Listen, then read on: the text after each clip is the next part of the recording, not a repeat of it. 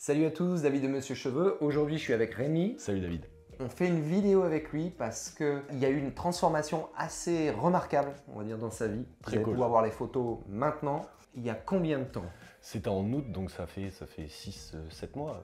Après avoir pris un call avec Pierre, qui m'a donné quelques conseils. Et puis j'ai appliqué, il m'a dit prends des photos pour qu'on voit l'évolution. Et aujourd'hui, les photos servent pour qu'on voit l'évolution. Exactement. Cool. Donc, pour vous refaire l'histoire, Rémi perdait ses cheveux. Tu as commencé à perdre tes cheveux il y a combien de temps? Alors ça remonte à 2016. Et puis du coup, là, ça fait 7 ans quoi, finalement. 7 ans. La chute était relativement lente, mais comment dire, du coup lente mais douloureuse, tu vois. Du coup, tu vois, c'est de plus en plus fin chaque jour, chaque mois.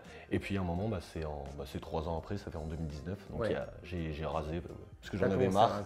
Et puis j'ai fait ça pendant 3 ans. Et puis il y a un pote qui avait fait une greffe avec vous, qui m'en a parlé, qui m'a mis en contact avec Pierre. Et j'ai fait le premier call avec Pierre, on a discuté. Après il m'a dit envoie-moi des photos, on va regarder finalement pour discuter. Et puis voilà. Et cette perte de cheveux, donc elle a été progressive. Ouais.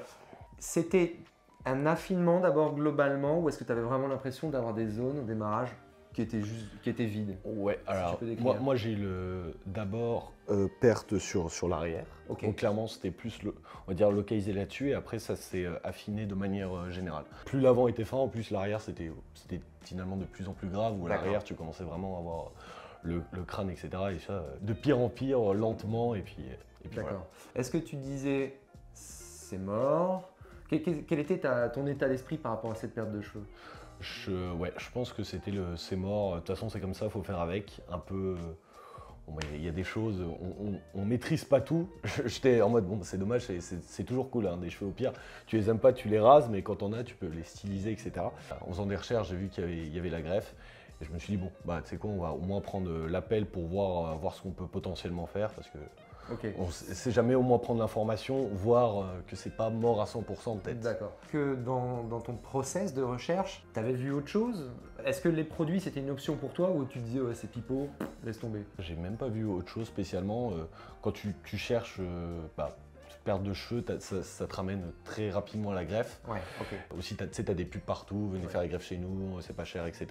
Et le truc, c'est quand tu es un peu bon d'avoir des pubs comme ça, justement, tu dis faut faire gaffe parce qu'aujourd'hui on vend tout et n'importe quoi. Ok, la greffe ça peut être une possibilité, mais il faut aussi faire gaffe que ça soit quali, parce que même tu as des reportages à la télé où tu vois en fait c'est l'usine, c'est en mode après le mec il te ressort avec une âge, je caricature, mais là finalement les cheveux, c'est vraiment tu payes, tu te déplaces. Tu as envie de réparer quelque chose, à la fin c'est limite encore plus grave, donc tu dis putain j'ai tout perdu dans l'histoire. Donc c'était pour ça que je pense que quand j'ai vu ça, j'étais entre au pire je rase, moi tu vois je contrôle contre quelque chose où finalement ça peut partir un peu n'importe comment. Je pense que j'ai préféré me dire vas-y on contrôle, on fait rien, et jusqu'à ce que je rencontre ce pote. En fait c'était la première personne, on va dire, que je connaissais qui avait fait une greffe. D'accord. Tu as pris cet appel. La conclusion de l'appel, ça a été quoi le conseil en fait? Ce qu'il m'a dit, c'est vas-y Rémi, envoie-moi quelques photos, fais l'état des lieux. Et sur l'état des lieux, il me dit en fait avec la clinique, on a vu que tu as quand même t'as l'air d'avoir encore quelque chose. Donc moi ce que je te conseille, c'est de tester les produits quelques mois pour en fait voir ce que ça donne. Et là on verra si finalement si les produits font rien et ta perte continue dans le mauvais sens, là on pourra peut-être envisager une greffe. Mais déjà commence ça, parce que finalement c'est comment dire, beaucoup plus léger comme traitement, c'est beaucoup plus facile à prendre en main forcément.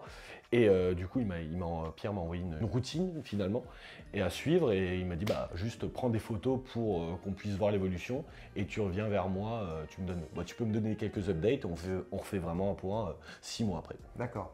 Et alors la routine c'était quoi? Niveau produit, tu avais minoxidil, et aussi Pierre on avait parlé de, j'ai pas le nom, Finastérile. Finastérile.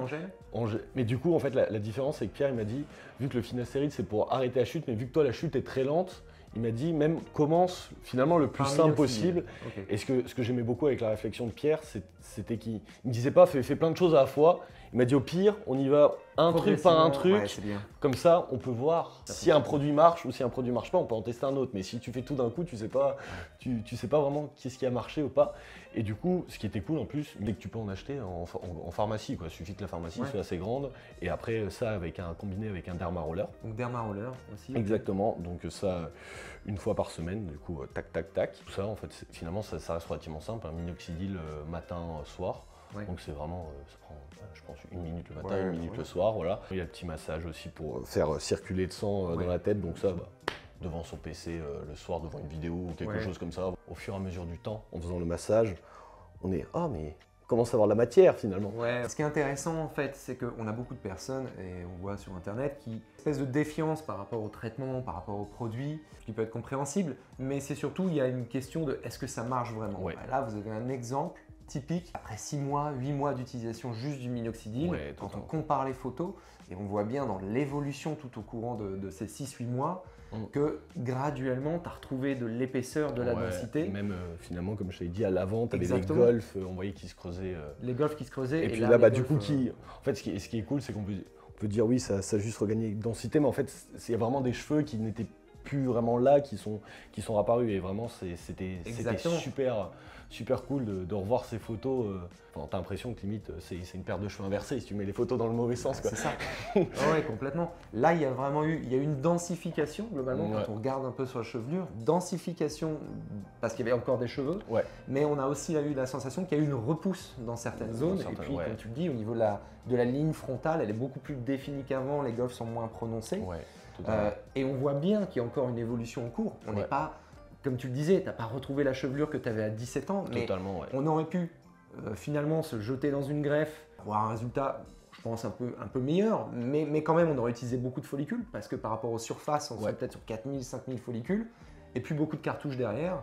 Et là, le fait d'avoir pris le temps, d'avoir fait ces traitements, on arrive à ce résultat-là qui est bluffant et puis qui laisse encore augurer, c'est-à-dire que des choses pour le futur. C'est-à-dire que non seulement toi, tu as l'impression que même dans le dernier mois ou dans les 2 derniers mois, tu as l'impression que ça continue de progresser un peu. Ouais, ça va toujours dans le bon sens. Et en fait, en parlant avec Pierre aussi, il y avait un truc tout bête. J'ai dit, Pierre, c'est marrant parce que j'ai l'impression que les cheveux poussent plus en été qu'en hiver. Puis il m'a expliqué, finalement, avec le soleil, à la base, les cheveux, c'est pour protéger ton crâne.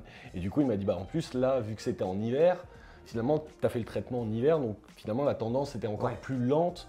Donc justement, l'été, ça pourrait être intéressant de voir vraiment, finalement, 1 an après le lancement de ce traitement, voir ce que ça a donné.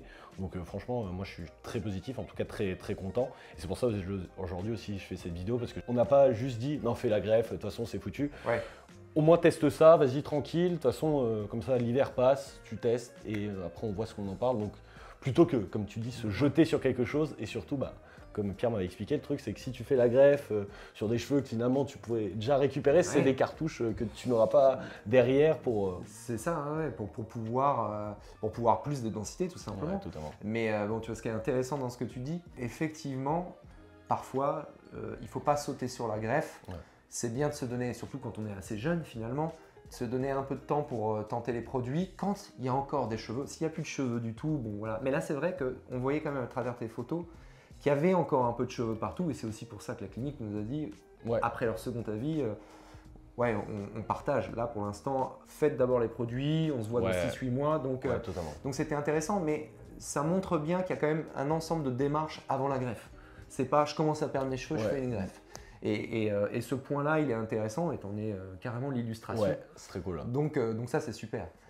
Moi, j'avais une question. Est-ce que tes proches, est-ce que tu as eu des remarques de tes proches dans la repousse? Si on regarde les photos, c'est assez je trouve que le clivage, il se fait à un moment, en 2e mois et le 3e mois, tu sens que là, en fait, c'est peut-être les nouveaux cheveux qui ont vraiment pris du volume quand j'avais commencé le traitement. Et là, on commence à sentir la différence. Et du coup, pour avoir commencé en août, c'est vraiment en novembre où là, ça commence à avoir quelque chose. Et par exemple, si tu sors le soir où il fait plus sombre, donc finalement, avoir les cheveux fins, ça se voit moins. Finalement, quand là, je prenais des photos en boîte ou en club, là, tu as l'impression que tu as une chevelure totalement normale.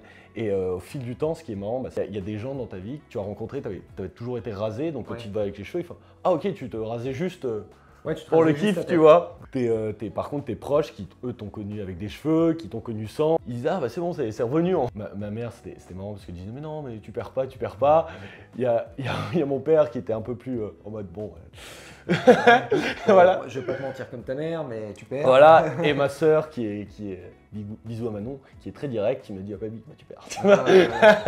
Super.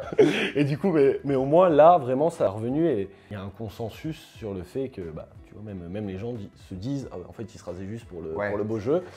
Et par contre aussi, j'ai des potes qui, eux, commençaient aussi à sentir les pertes, qui m'ont demandé, j'aurais dit, clairement, la routine que Pierre m'a partagée, j'ai pas hésité à leur partager en disant, voilà, comme ça, déjà commencer là-dessus, parce que de toute façon, ça sert à rien de se presser, c'est simple. Donc, j'ai senti vraiment un changement sur le fait comment les gens te perçoivent.